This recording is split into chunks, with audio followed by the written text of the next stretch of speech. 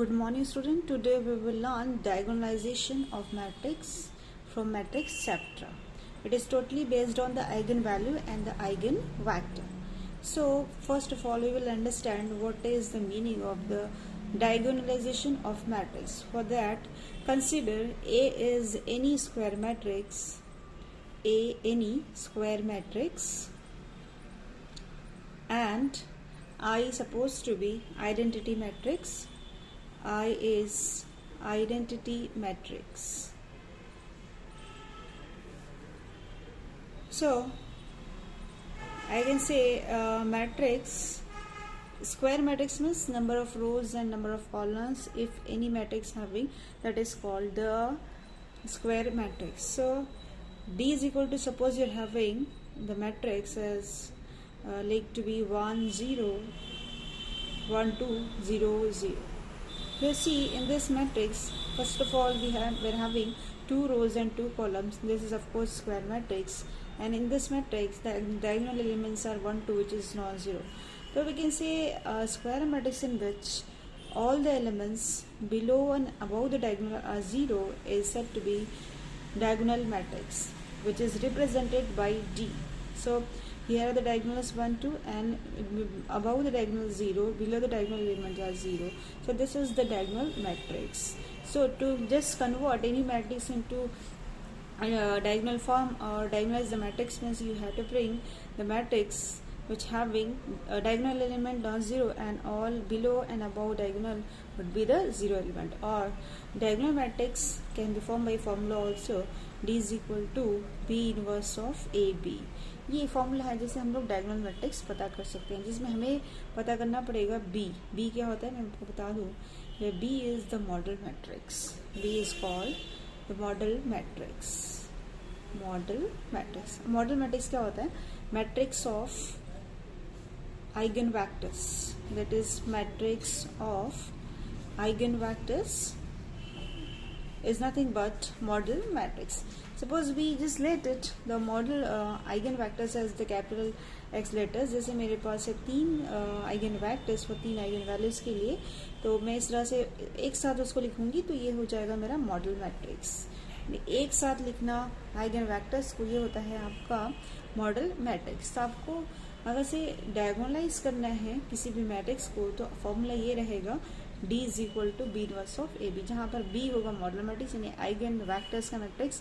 ये आपको given matrix आएगा, B आपको पता चल गया तो B इनवर्स आपको निकालना होगा. So this is very simple idea to diagonalize any matrix. Just find out B model matrix and inverse of the same matrix. ठीक है, तो हम लोग देख लेते हैं प्रॉब्लम इस पर क्या है. देखिए फिर से याद रखें डायगोनल मैट्रिक्स क्या होता है, जिसके डायगोनल के एलिमेंट नॉन जीरो हो और बाकी सारे एलिमेंट जीरो हो तो होता है आपका डायगोनल मैट्रिक्स. तो अब इसको फाइंड आउट करने के लिए हम लोग इक्वेशन से चले जाते हैं. तो किस तरह से मॉडल मैट्रिक्स पता करेंगे, उसका इन्वर्स लेंगे, फिर B inverse A B 3 matrix का मल्टीप्लिकेशन करने के बाद डायगोनल फॉर्म अगर आता है तो वो हो जाएगा डायगोनलाइज द मैट्रिक्स. ठीक है, तो इसको हम लोग देखेंगे एक क्वेश्चन के थ्रू किस तरह से हम लोग सॉल्व करते हैं किसी भी डायगोनल मैट्रिक्स, डायगोनलाइज करते हैं किसी भी मैट्रिक्स को. The question is diagonalize the matrix. Here's the question: diagonalize the matrix.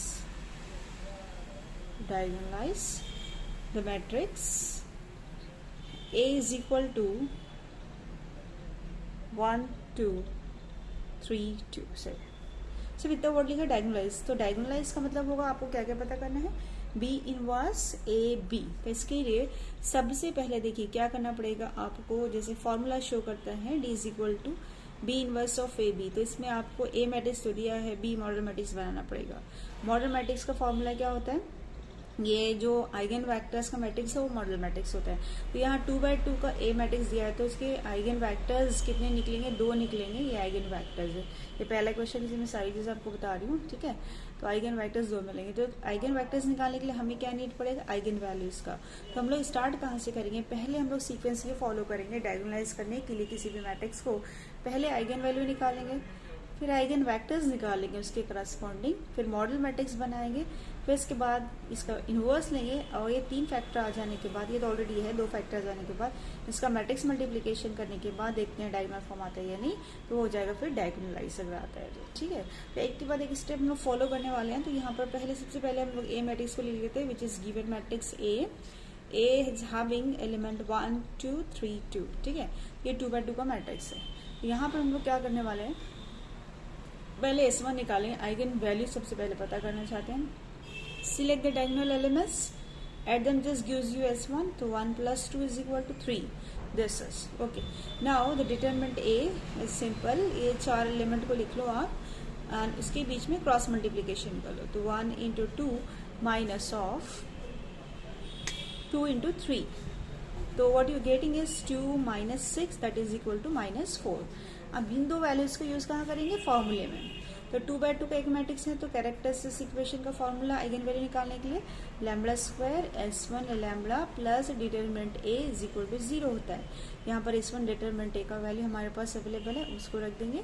S1 का वैल्यू 3, तो 3 λ, determinant A -4, so λ² then minus S1, that is S1 is 3 times λ plus determinant A का value -4 है is equal to 0। तो यहाँ मिलेगा λ² minus 3 times λ -4 is equal to 0। तो this is the quadratic equation. अब इसके हमें 2 रूट्स निकालना है, तो 4 को इस तरह से आप ब्रेक करेंगे कि आपके पास जो मल्टीप्लिकेशन है वो -4 आना चाहिए एंड एडिशन शोज -3। अगर हम लोग -4 को -4 × 1 करें तो मल्टीप्लिकेशन -4 आएगा और ऐड करें तो -4 + -3 आएगा। इट मीन्स ये 2 आपके फैक्टर बन जाते हैं। तो इसको लिखना किस तरह से होगा कि λ -4 एंड λ +1 इज इक्वल टू 0। इसके 2 फैक्टर्स हो गए, तो λ की वैल्यू मिल जाएगी आपके पास इस तरह से, λ +1 = 0, तो λ की वैल्यू -1, λ -4 = 0, तो 4। इस तरह से 2 वैल्यूज आ जाएंगी। या तो आप कैलकुलेटर में डायरेक्ट कोएफिशिएंट्स एंटर कर दें इस तरह से, 1 -3 -4, तो आपको डायरेक्टली कैलकुलेटर बताएगा -1 4, तो ये भी चलेगा, राइट। तो अभी यहाँ पर हमें 2 आइगन वैल्यूज मिली हैं। अब इन 2 आइगन वैल्यूज पर हम लोग को करस्पॉन्डिंग आइगन वेक्टर्स निकालना है, ये दूसरा स्टेज हमारा रहेगा। तो सबसे पहले लिख लेते हैं formula for eigen vectors, A - λI multiplied by x is equal to 0। अब A - λI कैसे कंस्ट्रक्ट करना है, तो बहुत ईजी है। A मैट्रिक्स को आप लिख लो पहले, तो 1 2 3 2 लिखने के बाद डायगोनल के बाद -λ लगा दें इस तरह से, ये A - λI बन गया। अब x की 2/2 है, तो x हमें ऑलवेज x1 x2 डालना है इज इक्वल टू, हमारा जो 0 रहेगा वो 0 2 बार लिखना पड़ेगा इस तरह से, ये 0 रह गया। ठीक है, इसको इक्वेशन आप दे दें 1 का नाम। ठीक है, अब यहाँ से हमें क्या करना है, λ की वैल्यू पुट करना है, 2 आइगन वेक्टर्स निकालना है। λ की वैल्यू -1 पहले पुट कर देते हैं, फिर निकालते हैं आइगन वेक्टर्स। तो पुट λ इज इक्वल टू -1, यहाँ कर देते हैं, λ की वैल्यू -1 में रख देते हैं, से इन 1, तो 1 क्या देगा आपको, देखिए 1 माइनस λ की जगह -1 रख रहे हैं हम लोग, 2 as it is, 3 as it is, 2 minus λ की जगह -1 multiplied by the matrix x1 x2 is equal to 0 0, x1 x2 is equal to 0 and 0। यहाँ पर आपको मिलेगा 1 + 1 2 मिल जाएगा, that is 2 3, 2 + 1 3, okay, multiplied by here we लिखेंगे x1 x2 is equal to 0 0। ठीक है, तो यहाँ से मैट्रिक्स मल्टीप्लिकेशन कर लोगे और इक्वेशंस बनाओगे, तो आएगा 2x1 + 2x2 is equal to 0, 3x1 + 3x2 is equal to 0। तो यहाँ पर 2x1 + 2x2 is equal to 0 first equation, 3x1 + 3x2 is equal to 0 second equation. अब हमेशा याद रखें, जब भी आपका क्वेश्चन 2/2 का होगा तो ये 2 इक्वेशंस हमेशा सेम रहेगी। मैंने पहले भी लेक्चर में बताया था, प्रीवियस लेक्चर्स में। यहाँ 2 से डिवाइड करें, x1 + x2 मिलेगा, यहाँ 3 से डिवाइड करते हैं तो x1 + x2 इक्वल टू 0, मतलब आपका कंक्लूजन जो होगा तो आपको मिलेगा x1 + x2 is equal to 0। अब इस इक्वेशन से ये सिंगल इक्वेशन बन जाता है, इससे आपको x1 x2 निकालना होगा। तो हम लोग कर लेते हैं इसको, निकालते हैं values now next page.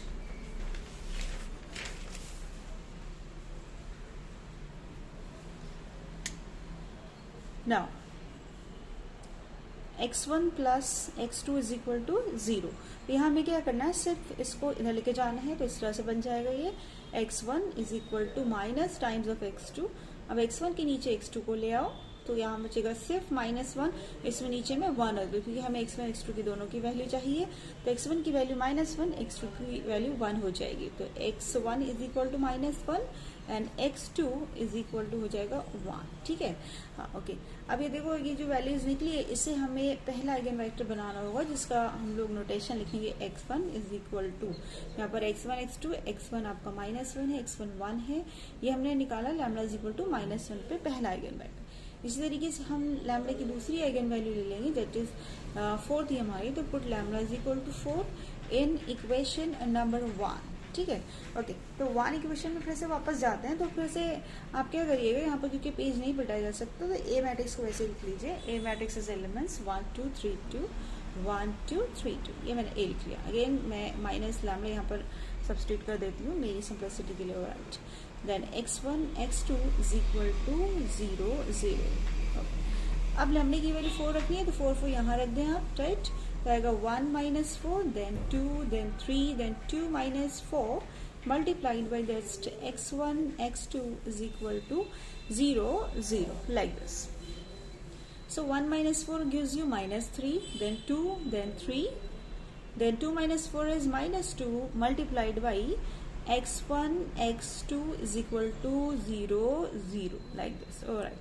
Now अब बनाना फिर से इक्वेशंस तो क्या करना पड़ेगा, just think of this. Okay, -3x1 2x2 0, 3x1 -2x2 0, very simple.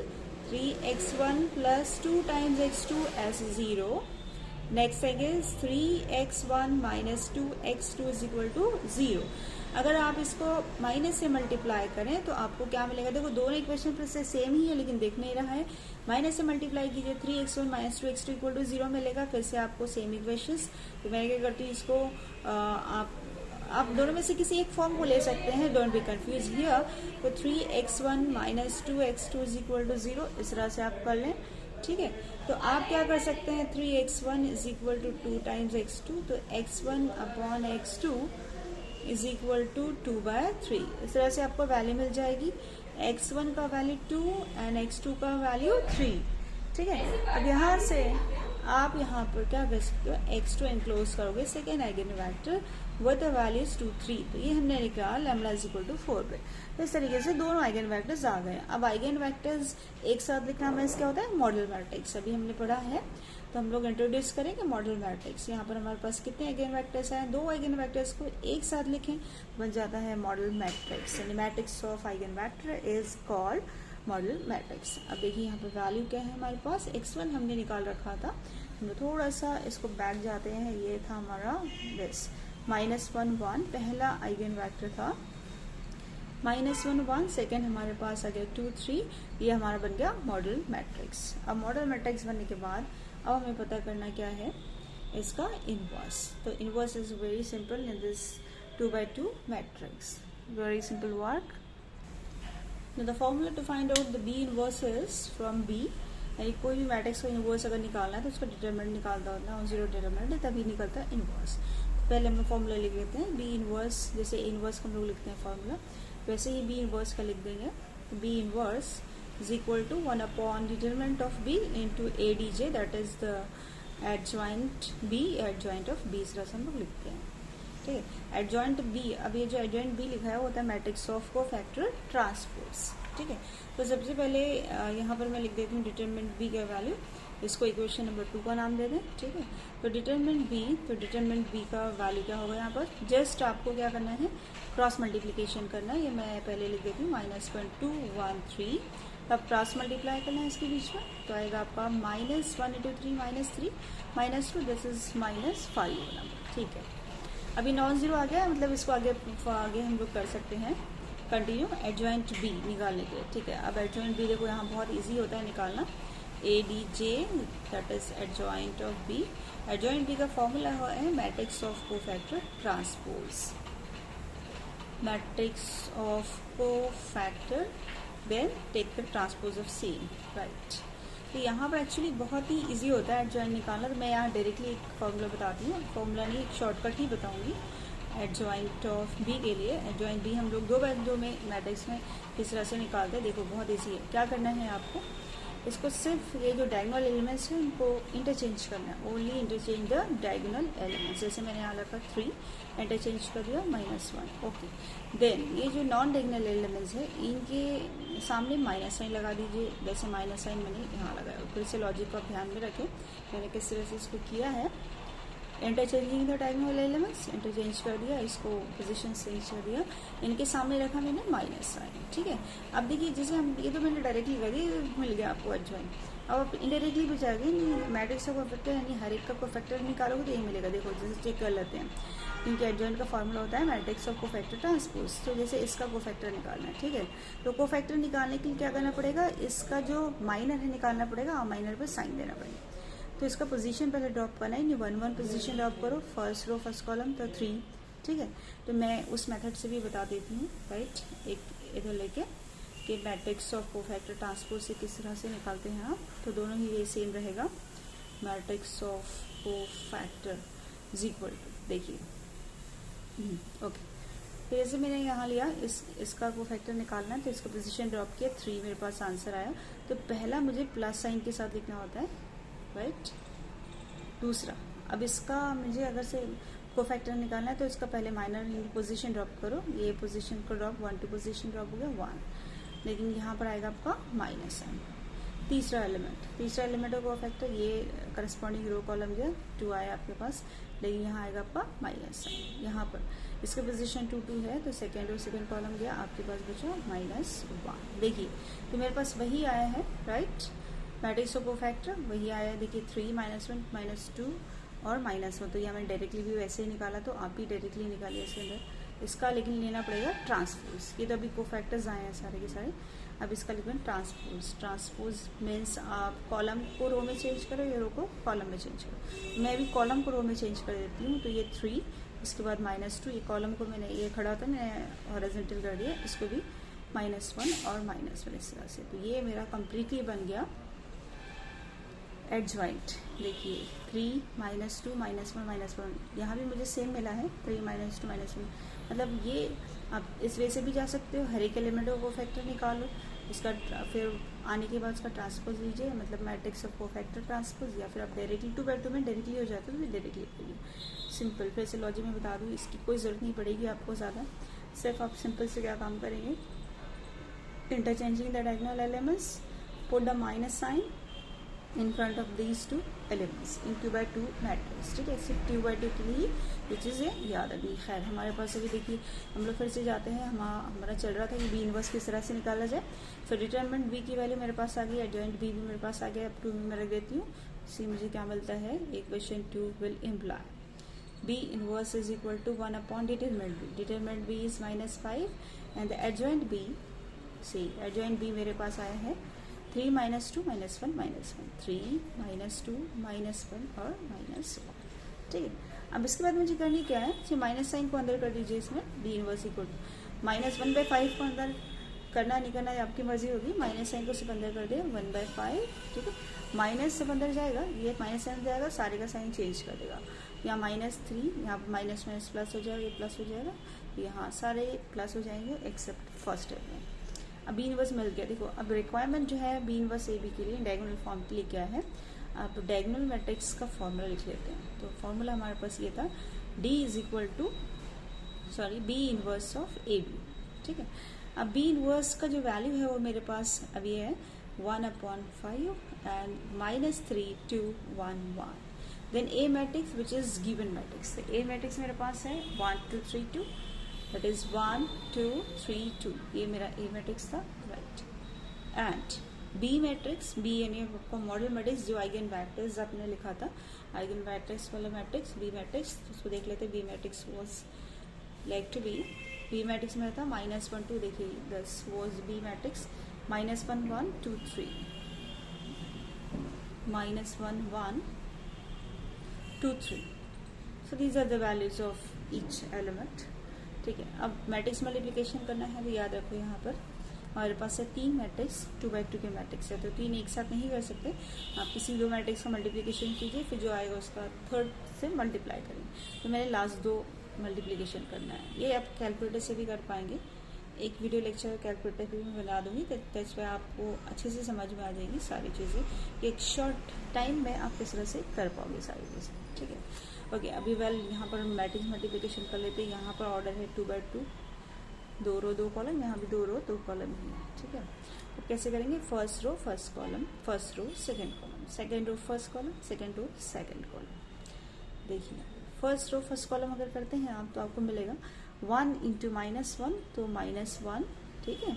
फिर प्लस साइन डालना पड़ता है, 2 इंटू 2, ये पहला एलिमेंट। फिर first row second column, 1 into 2 that is 2, फिर प्लस साइन डाल दो, 2 इंटू 3 6। अभी हो गया सेकेंड रो फर्स्ट कॉलम, तो सेकेंड रो में 3 इंटू -1, तो ये -3 plus 2 into 1 2। Second row second column, 3 2 6 plus 2 3 6। इस तरह से ये आ गया हमारा एडिशन। सिंप्लीफाई कर लेते हैं, -1 प्लस 2 देगा आपको simple 1, and 2 plus 6 8, -3 plus 2 -1, 6 plus 2 12 number, ठीक है। अब इसके बाद थोड़ा सा हम लोग को क्या करना पड़ेगा, यहाँ पर पहले मैट्रिक्स से मल्टीप्लाई करना पड़ेगा, -3 2 1 1 एंड 1/5। अब फिर से 2/2 के दोनों ही मैट्रिक्स हैं, फिर से मल्टीप्लिकेशन सेम उसी तरीके से आपको देना है, ठीक है। ओके, ना first row with first column, फिर से थोड़ा स्लोली करेंगे इस स्टेप को। फर्स्ट रो फर्स्ट कॉलम, तो -3 इंटू 1, ये आ जाएगा -3 प्लस 2 इंटू -1 -2, तो माइनस जहाँ भी आप ब्रैकेट का यूज़ करें। फिर फर्स्ट रो सेकेंड कॉलम, तो -3 into 8 plus 2 into 12। Okay, now 1 into 1 is 1, फिर प्लस -1 आ जाएगा इसमें, and 1 into 8 that is 8 number, plus second row second column plus 12, इस तरह से। ओके, अब देखते हैं, देखो थोड़ा मैनिपुलेशन हमारे पास क्या आता है, सिंप्लीफिकेशन। आई एम टू से 1/5, ओके, 1/5 ब्रैकेट -3 -2 -5 आ जाएगा ये आपके पास, -3 8 -24 और प्लस 24 0, -1 प्लस 1 0, ये आएगा आपके पास 20, ठीक है। ये हमारे पास आ गया अगेन, ये मैट्रिक्स सिंप्लीफाइड मैट्रिक्स हमें तो सी है, ठीक है। अब ये 1/5 बाहर है, तो 1/5 से मल्टीप्लाई करेंगे, मतलब 1/5 इंटू -5, 1/5 इंटू 0, 1/5 इंटू 0, 1/5 इंटू 20, तो ये क्या होगा, 5 से पूरा डिवाइड हो जाएगा। तो 5 से डिवाइड हुआ तो आपके पास क्या मिलेगा, 5 5 = 1, तो -1 बना यहाँ पर तो 1/5 इंटू 0 0 ही आएगा, 1/5 इंटू 0 0, एंड 1/5 इंटू 20, तो 5 4 = 20, तो 4 यहाँ पर आपके पास आ चुका है।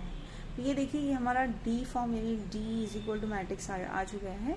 एंड ये मैट्रिक्स में स्पेशलिटी ये रहेगी कि डायगोनल एलिमेंट्स हमारा आइगन वैल्यूज आ चुके हैं। देखो हमने यही आइगन वैल्यूज ऑब्टेन किया था प्रीवियसली पहले स्टेप में, -1 4, तो वो डायगोनल एलिमेंट्स हमारा जो है वो आइगन वैल्यूज आ चुका है, और उसके नीचे ऊपर के सारे एलिमेंट्स 0 आ चुके हैं। इसका मतलब ये डायगोनल फॉर्म है, तो यही हमारा फाइनल आंसर होगा, डायगोनल फॉर्म या डायगोनलाइज मैट्रिक्स ए का जो फॉर्म होगा वो होगा -1 0 0 4। Okay students, so thanks so much for watching my video.